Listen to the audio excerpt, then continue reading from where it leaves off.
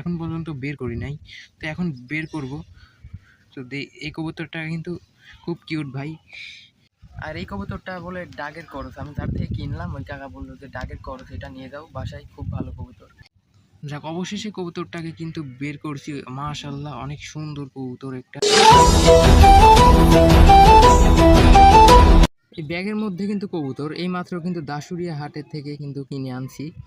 এই ব্যাগের ভিতর যে কবুতরটা দেখতেছেন, মারার পরে যে আমার বাসায় এর আগের ভিডিওতে আপনাদের দেখাইছি একটা কবুতর আছে আমার ঘরে, এই কবুতরের সঙ্গে কিন্তু জোড়া দেব।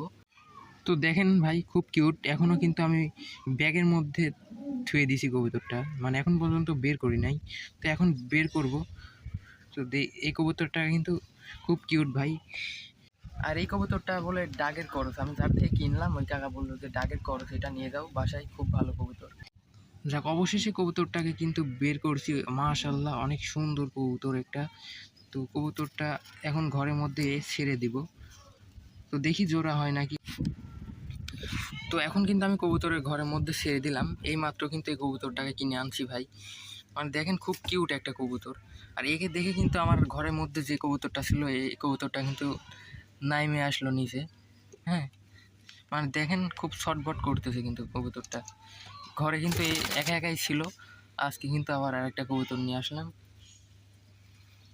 তো এই কবুতরটা কিন্তু খুব কিউট, মানে দেখতে পারতেছেন ভাই।